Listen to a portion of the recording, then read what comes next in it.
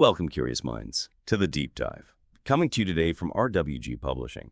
I'm really glad you've decided to join us because today we're plunging into a topic that, well, it really gets to the heart of our democracy and our personal freedoms. Okay, picture this. You're just walking down a public street, maybe heading to the store, and you see a public official, maybe a police officer, maybe someone else, doing something. Well, questionable. So you pull out your phone to record, and bam, suddenly you're being confronted. Do you actually have the right to film that? What happens next? This isn't just some thought experiment. It's actually the daily reality for people called First Amendment auditors. And it's the really gripping subject of Bill Vincent's book, Protecting Our Rights, the Role of First Amendment Auditors. Exactly. And our mission here today in this deep dive is to pull out the most important nuggets of knowledge, the key insights from Vincent's work. We want to give you a clear, kind of actionable understanding of what these First Amendment audits are. What's the legal basis? How do they work in practice? And what's their real impact on creating a more transparent, more accountable society? Vincent's core insight, I think, is that these audits aren't just about recording things. He sees them more as a form of, constitutional stress testing. It's about people deliberately pushing the boundaries of their rights in real time, basically forcing public institutions to either, uphold the law or show that they're failing to. Yeah. This book, it really is a guide for understanding how our constitutional rights aren't just words on paper. They're living, breathing tools we can all actually use. Okay, constitutional stress testing, I like that. So let's unpack that a bit. What exactly are First Amendment audits, like at their very core? What's the main goal? Well, what's fascinating here is how simple yet powerful the basic idea is. First Amendment audits are basically activities carried out by individuals, the auditors, who are simply exercising their right to record video in public spaces. That's it. The primary goal is to make sure that public officials and public institutions, could be a post office, a library, maybe a courthouse, even a police station, are respecting and upholding constitutional rights. We're talking about rights related to religion, expression, assembly, and importantly, the right to petition the government. And these recordings, they often get shared pretty widely on social media, places like YouTube, Facebook. And that sparks these really vital discussions about civil liberties and governmental accountability. That sharing aspect is a key part of their power, It sounds like a very modern thing with the phones and social media. But does Vincent see this as something totally new? Or does he connect it back to earlier movements? Oh, he definitely connects them back. He sees a clear lineage, actually. The roots, you could argue, trace back to the broader civil rights movements, say the 1960s and 70s. Back then, documentation, think about photos, cameras capturing injustice. That was a absolutely key tool for bringing issues to light, for forcing change. But this specific practice, recording public officials specifically to test if they know and respect constitutional rights, that really started picking up steam in the early 2000s. And that was largely driven by, digital recording technology becoming cheap and easy, and the rise of social media for getting the word out instantly. Vincent's book specifically mentions Philip Turner, who goes by the Batusai online. He's seen as an early, very influential figure. Turner started doing audits around the mid-2000s, documenting his interactions, especially with law enforcement, and his videos, which often highlighted misconduct or just plain ignorance of the law, they quickly inspired a whole lot of other people to start doing the same thing. Okay, so technology definitely gave it a boost. But what's the fundamental reason Vincent says these audits matter so much? It sounds like it comes down to those big democratic principles, transparency and accountability. Is that right? Absolutely spot on. Vincent makes a really strong case that transparency and accountability aren't just nice ideas. They're tangible results that auditors actively force into existence. He argues that just knowing your rights exist isn't enough. They have to be actively exercised to build that public trust that's so essential for a healthy democracy. Think about it. When public institutions operate transparently, we, the citizens, can see how decisions are made, how our money's being spent, how officials are behaving. These audits, then, they act as this crucial check on government power. They help ensure officials are acting legal, respecting rights. The recordings themselves can become evidence if there's misconduct. But maybe just as importantly, they act as a deterrent. Knowing you might be recorded can foster a culture of accountability, encourage better behavior. And this isn't just theory for Bill Vincent, the author, right? Yep. The book makes it clear he has a personal stake in this. Oh, absolutely. He comes at this from a deeply personal angle. It really started from a genuine concern for civil liberties. His whole journey began, interestingly enough, with just curiosity. He stumbled upon an auditor's video online. I think there's an interaction at a post office. And that video was apparently quite eye-opening for him.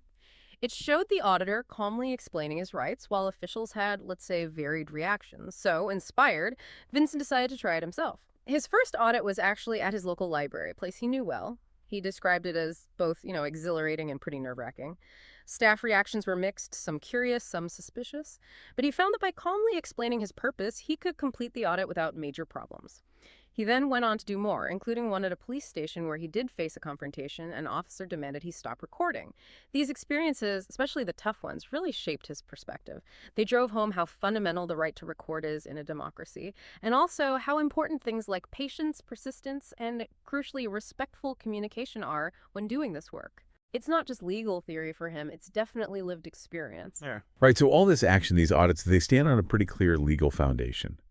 Vincent's book must really dig into the First Amendment as the bedrock here. Yeah. Can you kind of break down those core freedoms from his perspective? How do they apply? Yeah, absolutely. For Vincent, the First Amendment isn't just some historical document. It's basically the auditor's operational manual. It's the toolkit. He highlights how each specific freedom becomes a direct tool in their work. So you've got freedom of speech that allows people to express themselves, including through recording, without the government interfering. Then there's freedom of the press. And Vincent argues, quite compellingly, I think, that this extends directly to the citizen journalist holding a smartphone. That really changes who gets to report on public officials, doesn't it? You also have freedom of assembly, which protects the right to gather peacefully. This could be for demonstrations or even group audits. And finally, the freedom to petition the government the right to seek remedies for injustices. This is critical for auditors who often use their findings to push for policy changes. So yeah, these freedoms aren't just abstract concepts. They are the active legal shield, and sometimes the sword, for First Amendment auditors. That's undeniably powerful when you lay it out like that. But I wonder, does Vincent talk about situations where these rights are still being, maybe, challenged, or where the interpretation isn't always clear-cut, leading to conflicts even with these precedents in place? That's a really important point, and yes, he definitely addresses that. While the legal foundation is strong, how it plays out on the ground in real interactions, that can be messy, which is precisely why these audits are so necessary, in his view. Thankfully, the courts have given us some pretty strong guidance over the years. You've got New York Times Company v. United States from '71, the famous Pentagon Papers case. That really reinforced a free press and the public's right to information, setting a super high bar for government censorship or prior restraint. Then there's Brandenburg v. Ohio from 1969. That established the imminent lawless action test, protecting even really controversial speech unless it's directly inciting immediate illegal acts. But even more specific to recording, you have Glick v. Cuniff in 2011. That was a First Circuit Court of Appeals. And they explicitly ruled that the First Amendment protects the right to record public officials in public spaces. Very clear. And then in 2017, Turner v. Driver from the Fifth Circuit reinforced the right to record police officers, specifically from a public sidewalk. So Vincent really underscores how these precedents clarify things powerfully. Documenting interactions with public officials in public areas is a protected form of speech. It empowers all of us as citizens to monitor our government and make sure they're sticking to the Constitution, even when, those principles get challenged in the moment. Okay, so who are these individuals actually doing this work? You said they come from all walks of life, but they seem united by a pretty clear mission. That's exactly right. They are everyday people, diverse backgrounds, different jobs, different perspectives, but they are united by that common goal: promoting transparency and holding officials accountable. Vincent's book breaks down their goals pretty clearly. They aim to, 1, ensure public institutions operate transparently. 2, hold officials accountable for their actions. 3, educate the public, both officials and citizens, about constitutional rights.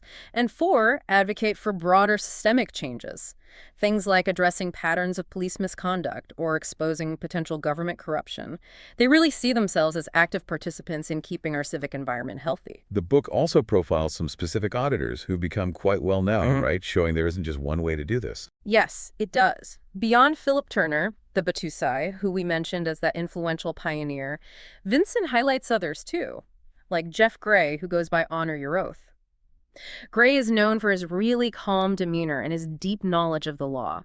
He often focuses on interactions with law enforcement, but with a very educational approach, explaining things as he goes. Then you have someone like James Freeman, who takes maybe a more assertive, direct stance. He's known for really challenging authority directly when he believes rights are clearly being violated. These different figures show the variety of strategies within the movement, different styles, but all ultimately pushing towards those same core goals of transparency and accountability. And where are these audits typically happening? Vincent suggests it's not just random, right? That the location itself often reveals something. Exactly. He argues that where the audit happens reveals this kind of fascinating gradient of public accountability, or maybe lack thereof. For instance, you might think a federal post office would be straightforward, but he notes they can sometimes show surprising resistance, maybe due to local management misunderstanding federal rules. Police stations, on the other hand, are often the real crucible, the place where recording rights get most intensely tested, but also potentially affirmed. Then you have more sensitive places like health departments. There, the ethical tightrope of protecting individual privacy becomes the auditor's biggest challenge. They have to be incredibly careful not to capture private health information. He really unpacks how each type of public building, whether it's the DMV, a library, or a courthouse, presents its own unique set of challenges and opportunities for testing and confirming First Amendment rights. It really highlights how inconsistent the understanding and respect for these rights can be across different public institutions. As we're digging into all these crucial details, it really hammers home how much insight Vincent's book offers into understanding these rights fully. If you're finding this deep dive valuable and want the complete picture, you'll definitely want to check out Protecting Our Rights, The Role of First Amendment Auditors. You can find it easily using the link in our show notes. Right to Amazon. Okay, so we've covered the what and the why. Let's get into the how a bit more, especially navigating that tricky area between exercising rights and respecting privacy. We know the legal framework is strong, right? We talked about Glick v. Cuniff and Turner v. Driver. Those cases clearly protect recording public officials in public. That's right. Those cases are absolutely crucial precedents. They reinforce that federal and state laws provide a really robust framework, especially for recording public officials while they're performing their duties out in public. But yeah, let's unpack that delicate balance. Transparency versus individual privacy. It can feel like walking a tightrope. How does Vincent advise auditors to handle that? It absolutely is a tightrope walk, and he acknowledges that. The key legal concept here is the reasonable expectation of privacy. Now, that expectation is generally very high in, say, your home, but it's considerably lower in truly public spaces, like a sidewalk or a park. However, even within public buildings, some areas still carry a higher expectation of privacy. Think restrooms, maybe private offices, or areas where sensitive personal information is being handled, like at that health department counter.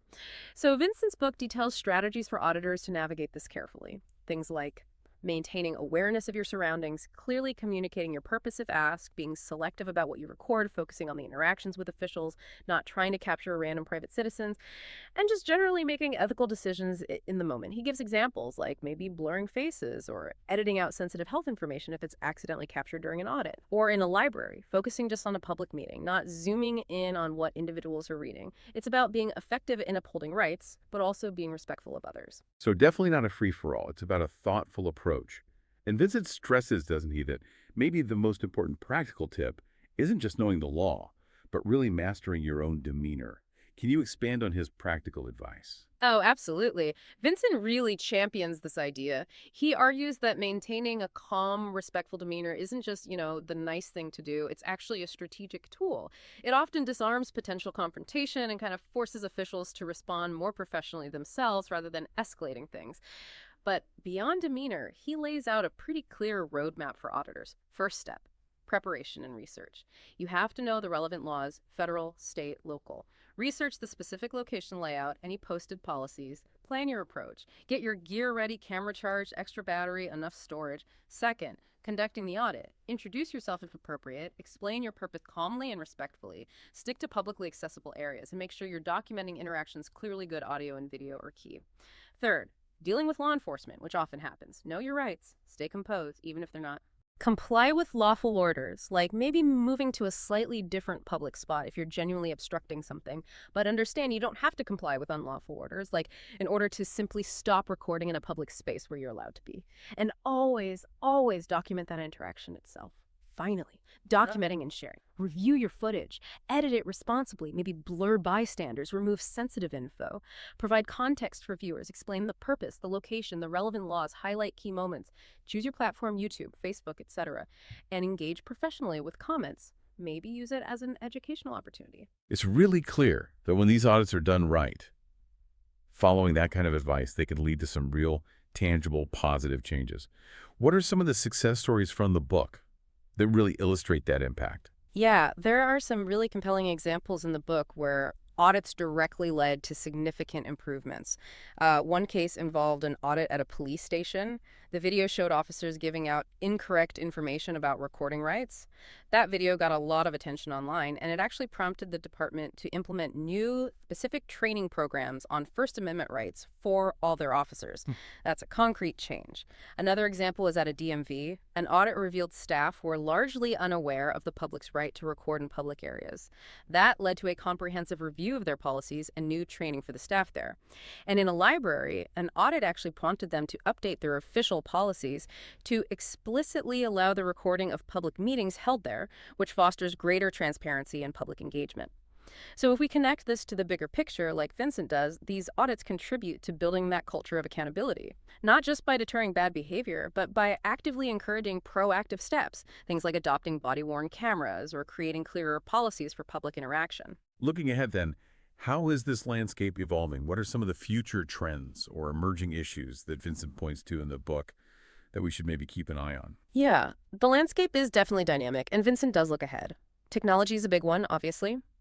We're seeing the continued proliferation of smartphones. Everyone has a camera. Body-worn cameras are becoming more common for law enforcement themselves, which adds another layer. Live streaming platforms like Facebook Live or YouTube Live offer immediate, unedited transparency. And then you have emerging tech like drones, maybe wearable cameras like glasses, offering new ways to document. Legally, we'll likely continue to see battles play out. More state-level legislation might pop up, either trying to support or maybe restrict public recording. Future court rulings will inevitably continue to shape and define these rights, especially as they intersect with evolving privacy laws. The social and political context matters too. Public perception of auditors, the general political climate, ongoing social movements focused on civil liberties, all these things influence how audits are conducted and how they're received. And finally, the role of auditors themselves might be evolving. Vincent suggests a trend towards maybe greater professionalization, more collaboration with established civil liberties organizations like the ACLU, and perhaps more focus on organized advocacy for specific policy changes based on audit findings. Wow.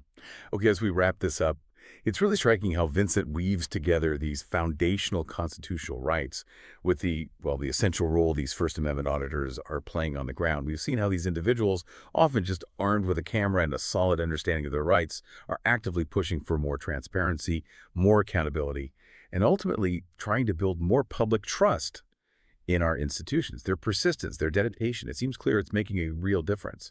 It really does seem that way. And Bill Vincent's book truly emphasizes that this isn't just a passing trend. It's ongoing, vital work for a healthy democracy. Yes, there are persistent challenges, legal hurdles, social pushback, resistance from some officials. But all that just highlights the need for continued vigilance, for citizens to stay engaged, which I think raises a really important question for everyone listening. What can you do in your own way to contribute to a more transparent, accountable, and just society? Maybe it's just understanding your rights better. Maybe it's paying more attention to local government.